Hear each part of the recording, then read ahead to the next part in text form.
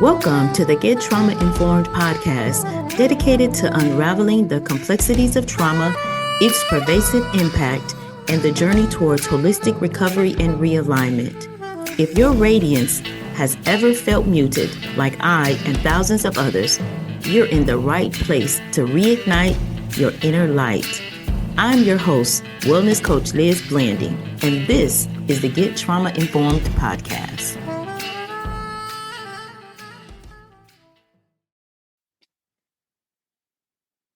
Have you ever loved someone who hurt you? Or even after the pain, you still couldn't walk away? You told yourself it would get better. You remembered the good moments, the apologies, the promises to change. But deep down, you felt stuck, torn between love and fear. That's not weakness, that's trauma bonding.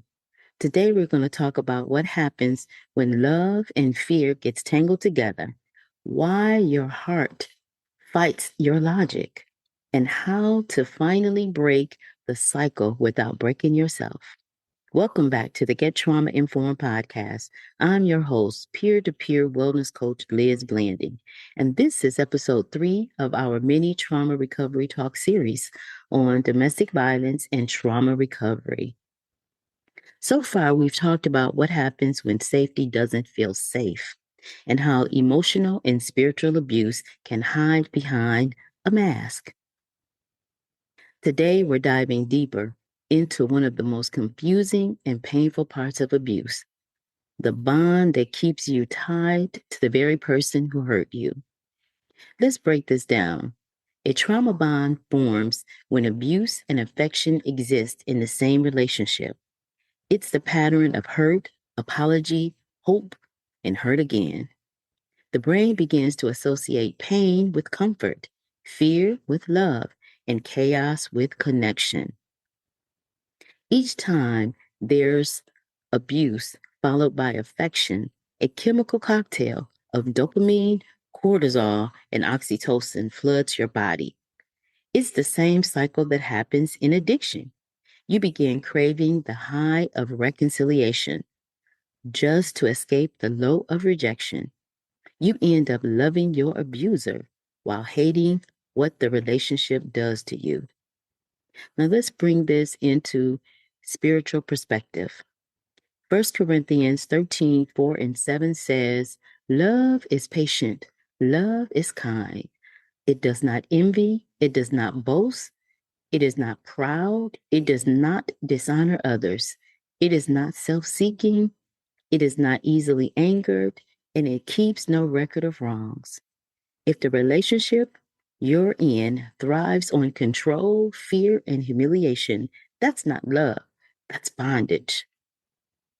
And 2 Timothy 1 and 7 reminds us, "For God has not given us the spirit of fear, but of power, love, and a sound mind." Truth or true love does not keep you in fear. Let's repeat that.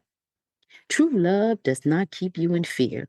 It builds your power, it honors your boundaries, it brings peace to your mind.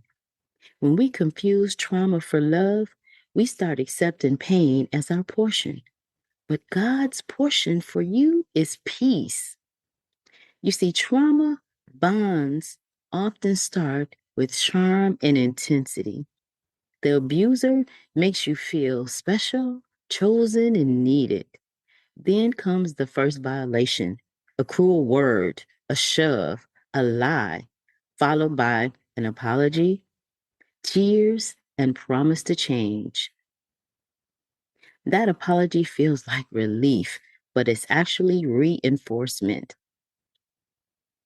Your body releases oxytocin, the same hormone that bonds, listen to this, a mother to child. So instant attachment. So instead of detaching, your bond deepens. That's why so many survivors say, "I knew it was wrong, but I couldn't leave." You weren't weak. You were chemically and emotionally bound. But awareness is the beginning of freedom. See, the bottleneck method in step 2 is acceptance.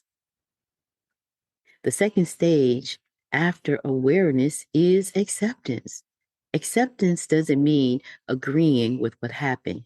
It means facing reality without excuses. It's saying, yes, this relationship is unhealthy. Yes, I've been hurt. And yes, I deserve better. Acceptance unlocks the courage to break patterns. It widens the bottleneck, the emotional space where your truth can flow free again. And remember, acceptance is not about shame, it's about clarity. Clarity leads to choice, and choice leads to freedom. I too have lived this pattern not once, not twice, but 3 times. I kept tucking under a strong pair of arms to feel safe. I did not do my due diligence in relationships. I allowed men to pick me, and I just said, okay. Raise your hand if you've been there. Walking around with rose colored glasses on, as my father often told me. He'd say, baby girl, if you don't allow yourself to see what is in front of you, you will continue to be hurt in relationships. Wow.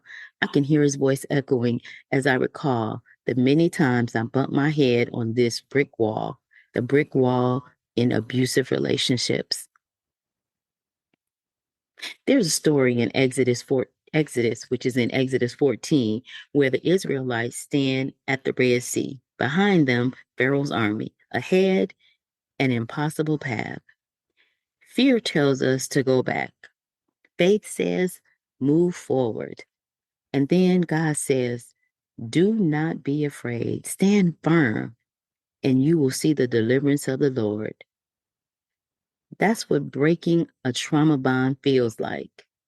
Standing between what was and what will be, between captive and deliverance.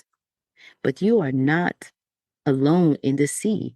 God parts it when you take the first step. I want us to go into our journaling and just think about this a bit. What part of me confused fear for love? And what would it mean to love myself even through the pain? What would it feel like to love myself enough to let go? Write about it in your Pathway to Recovery journal. Your pen is a key. Each word you write unlocks the next level of your recovery, of your healing. If today's message spoke to your heart, I invite you to continue your journey with the resources mentioned in this episode.